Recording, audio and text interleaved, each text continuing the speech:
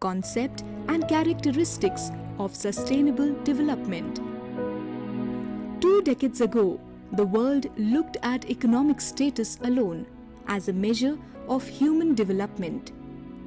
Thus, countries that were economically well developed and where people were relatively richer were called advanced nations, while the rest, where poverty was widespread and were economically backward, were called developing countries.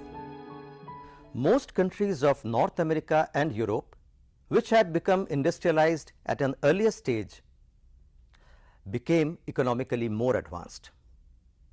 They not only exploited their own natural resources rapidly, but they also used the natural resources of developing countries, growing even larger economies. Thus, the way development progressed, the rich countries became richer, while the poor got poorer. However, even the developed world began to realize that their lives were being seriously affected by the environmental consequences of development based on economic growth alone, because this type of development did not add to the quality of life as the environmental conditions had begun to deteriorate. By the 1970s, most development specialists began to appreciate the fact that economic growth alone could not bring about a better way of life for the people unless environmental conditions were improved. Development strategies in which only economic considerations were used had begun to suffer from serious environmental problems due to air and water pollution, waste management, deforestation, and a variety of other ill effects that seriously affected people's well-being and health. There were serious equity issues between the haves and have-nots in society, both at the global and national level. The disparity in the lifestyles of the rich and poor was made worse by these unsustainable strategies. Many decades ago, Mahatma Gandhi envisioned a reformed village community based on sound environmental management. He stressed on the need for sanitation based on recycling human and animal manure and well-ventilated cottages built on recyclable material. He envisioned roads as being clean and free of dust. His main objective was to use village-made goods instead of industrial products. All these principles are now considered part of sound long-term development.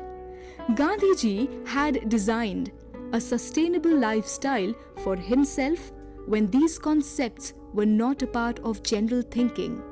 Sustainable development is a pattern of resource use that aims to meet human needs while preserving the environment so that the needs can be met not only in the present but for generations to come.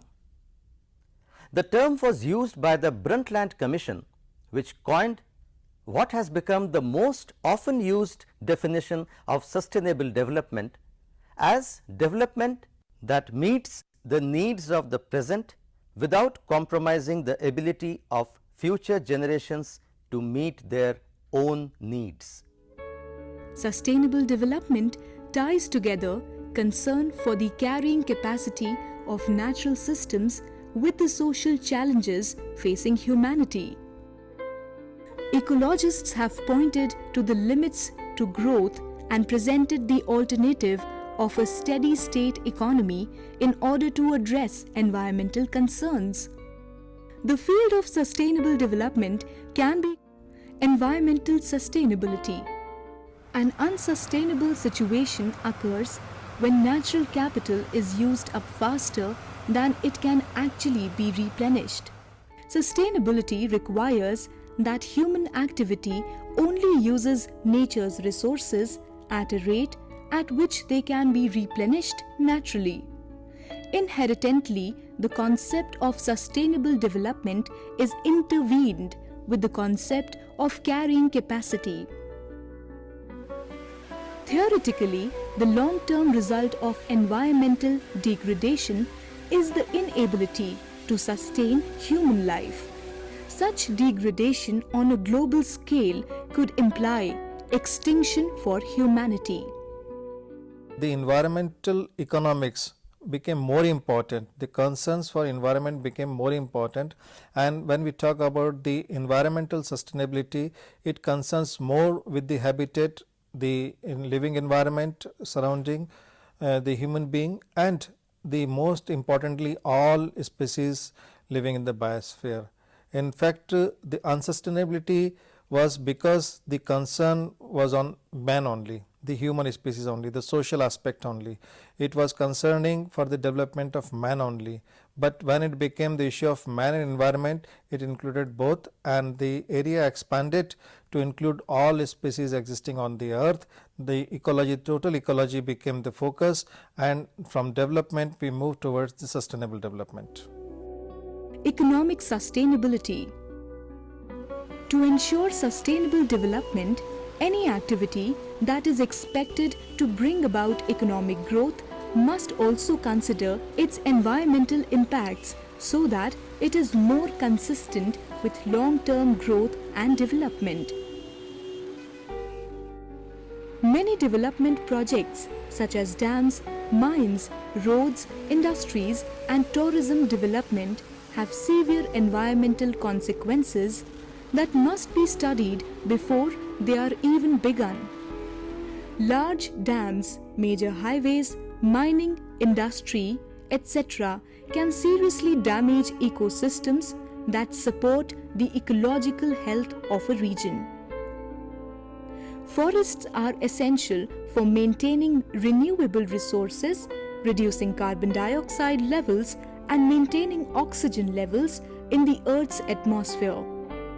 Their loss impairs future human development.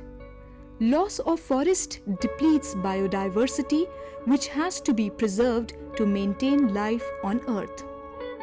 Major heavy industries, if not planned carefully, lead to environmental degradation due to air and water pollution and generate enormous quantities of waste that lead to long-term environmental hazards. Toxic and nuclear wastes can become serious economic problems as getting rid of them is extremely costly. Thus, the economic benefits of a project must be weighted against the possible environmental costs before a project is permitted. The dimension of economic sustainability, when the means of production for exchange of economic values only included environmental economics, that means the ecological cost is also included, because just in terms of money the development is not sustainable.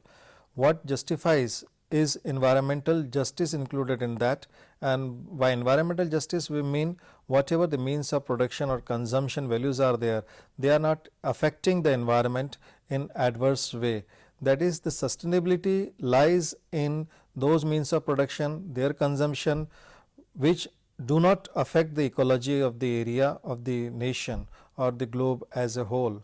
So, economic sustainability lies extending the linkages of economics with the ecology, and that is why ecological economics or environmental economics, they have become important area for consideration in sustainable development.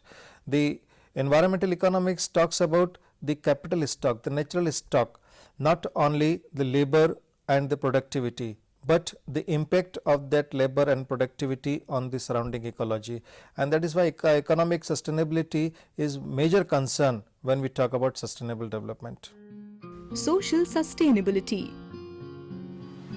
Social sustainability is one aspect of sustainable development.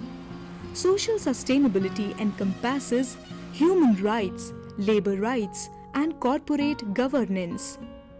In common with environmental sustainability, social sustainability is the idea that future generations should have the same or greater access to social resources as the current generation. Social resources include ideas as broad as other cultures and basic human rights.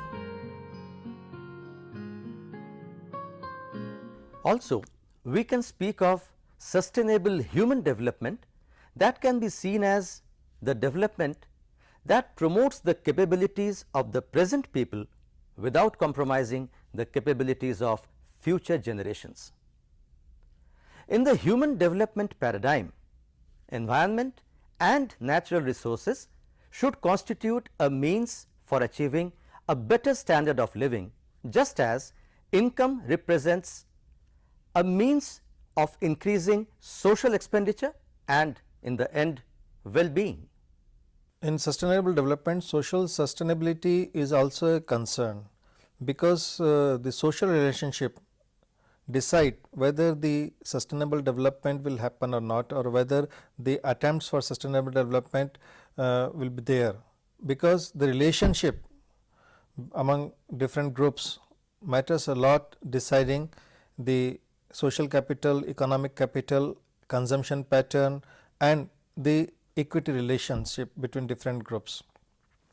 Particularly in India, where we have got this caste relations, they are the major concern, because of the caste there is graded inequality in terms of consumption of resources, not only in consumption of resources, but availability and accessibility to natural resources also.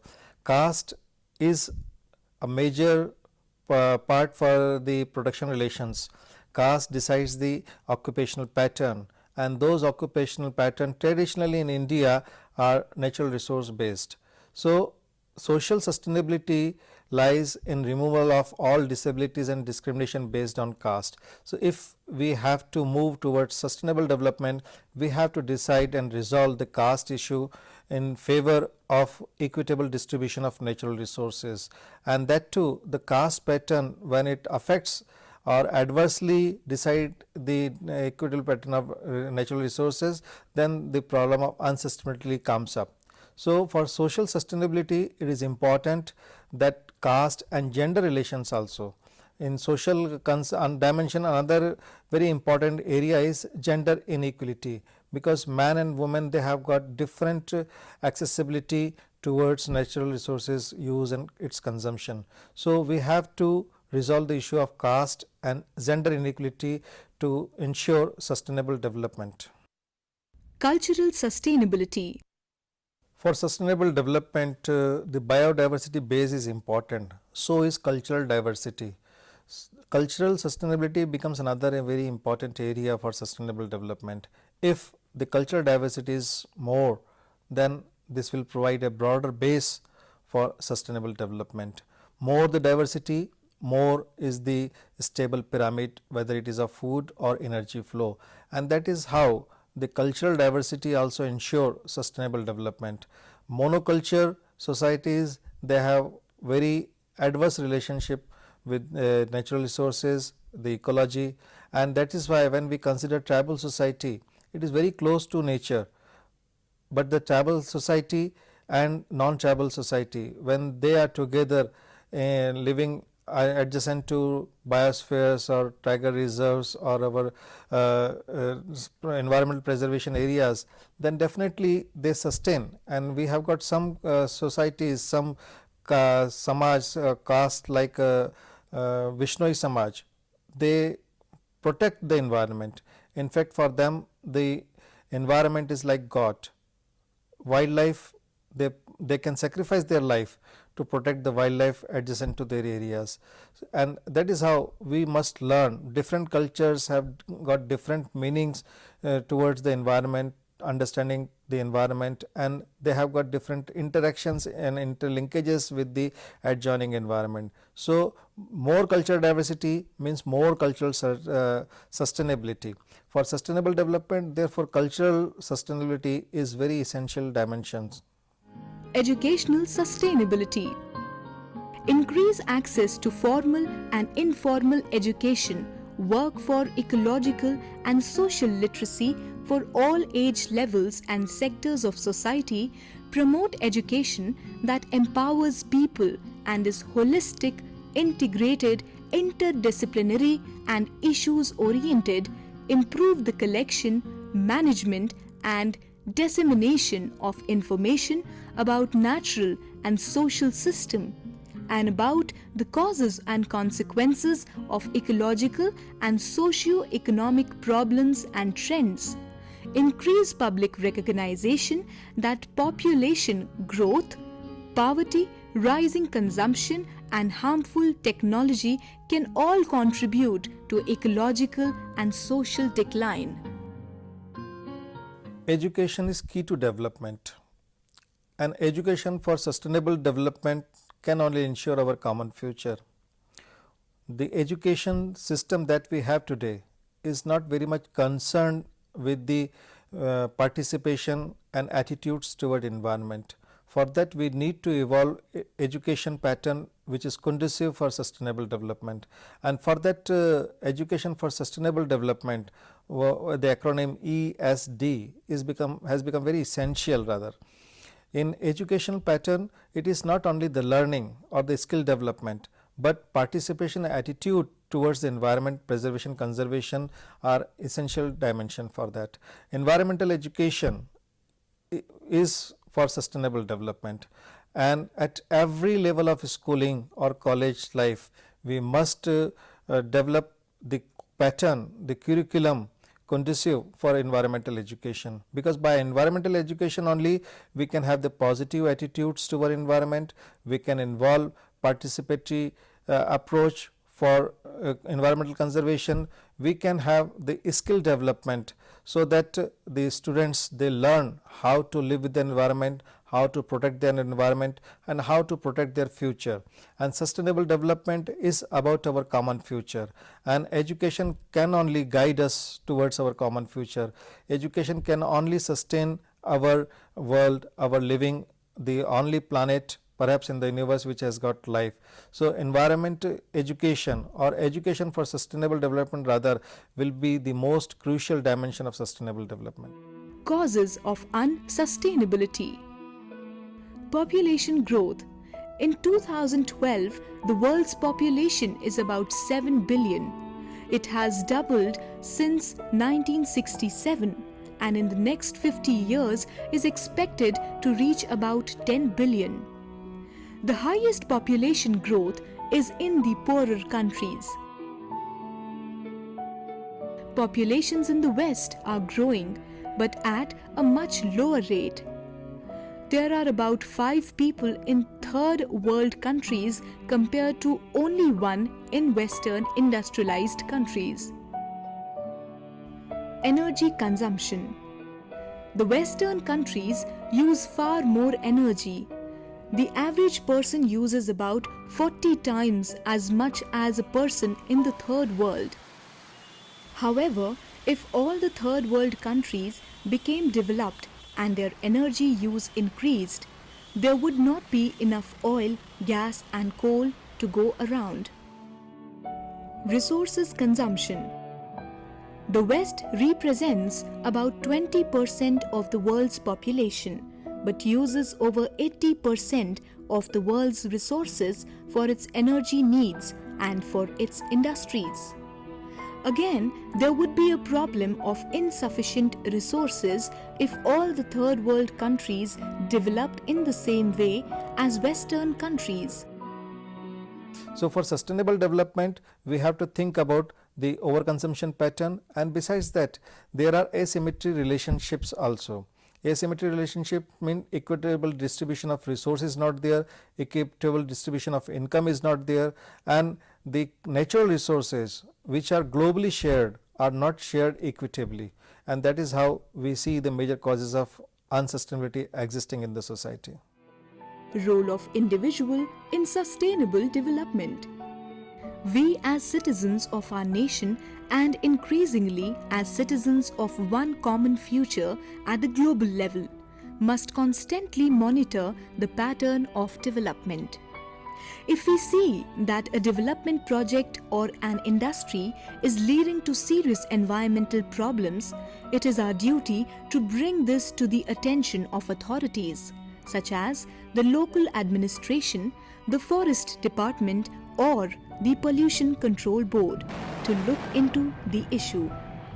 Further, if new development projects are being planned in and around the place where we live, it is our duty to see that this is brought about in accordance with environmental safeguards. While we all need to think globally, we need to act locally. We have to see to it that we change development from its present mandate of rapid economic growth without a thought for future ecological integrity to a more sustainable, ecologically appropriate strategy. If new projects of a large size are to be passed, the government has made it compulsory that the summary reports of environmental impact assessment has to be published and a public hearing be conducted. It is essential for all of us as responsible citizens to read, evaluate and respond to such public hearings held in our area and to comment on the possible impacts of such projects. In many situations, there are proponents of project who only look at their own rapid economic gains. It is for citizens as concerned individuals and groups to counter these vested interests so that our environment is not degraded further. Life has to be made more livable for all. We cannot support the economic growth of one sector of society while we permit environmental degradation to destroy the lives of the less fortunate. Benefit of sustainable development. Benefit of sustainable development is for humanity. If sustainable development is not there, then a point may come, a day may come where our future, our common future will not be there in healthy terms, in ecological terms. We may not have the pure air to breathe. We may not have healthy food to eat. We may not have the conducive environment where life can exist. So it is not just the question of humanity, but the life as a whole. And as pointed out, the only planet that we have perhaps in the universe is our earth, our mother earth, and our common future depend on how we treat our mother earth. And sustainable development only can ensure that kind of development where our mother can sustain our life in a healthy manner and our common future can be saved. For sustainable development, therefore, the very important aspect to consider is not of the humanity but life as a whole. We have to preserve, conserve our life, and for that we must march towards sustainable development. Agencies engaged in monitoring of sustainable development. Many agencies are involved in monitoring and regulating the development. In India, we have Central Pollution Control Board and Pollution Control Board of States, which work as watchdog for the pollution level and also give green signal to a particular project after a thorough check of various parameters. Local administrative bodies of cities also have the right and power to inspect and even stop non-environment friendly activity. Large projects like dams, mines, roads, industries and tourism have severe environmental consequences are to be passed through environmental impact assessment. Then only they can get a non-objection certificate from Ministry of Environment and Forestry. Many NGOs, non-government organizations like Chipko movement, Apiko movement, Narmada Bachao Andolan, etc. also play a vital role in conserving environment. For framing policies for sustainable development, role of different agencies are important. NGOs play a very important role, but we have also to explore vision of eminent personalities like Mahatma Gandhi and Dr. Babasaheb Ambedkar, who envisioned future society, and they had thinking how to provide resources for our society, how to use the available resources, and how our future society will require resources, and Babasaheb Ambedkar played a great role there. He is the person who gave us a kind of water policy which is very important in global terms for sustainable development, because he considered environmental resources for the best advantage to all sections of the society. He was not just thinking in a narrow perspective, but his vision was a very broader and for a long term. His water policy, for which he considered water is a resource for all, that means he considered no provincial boundary can limit the river, the flowing water, and all people of nation, all citizens, they have equal right on that water. He considered waterways like railways. When we travel in rails, we do not feel we are passing through different provinces. We do not feel whether Gujarat has passed and Maharashtra has come. But the river disputes that we face today, whether it is Narmada river where Gujarat and Maharashtra and neighboring states are fighting, or it is the issue of Ganga and Kaveri, only Babasaheb's vision can be helpful, and it is very relevant to resolve these issues. Once water become a central subject, that means like railways, we will have waterways, and such disputes will not occur. The world today is roughly polarized between the prosperous and the poor, though we prefer to call this division by fancy names like the developed and the developing. Now, in this mad race for so called development, the immediate victim most certainly is the depleting natural resources, but ultimately the victim is the entire human race. It is therefore imperative that we stop, turn back, and take a look at the damage that we have done, damage to the environment and to the society. And then we must consider how best we can remedy the situation for the future. The only hope seems to be in sustainable development, and this sustainable development has to be all round: environmental, social, economic, cultural, and educational.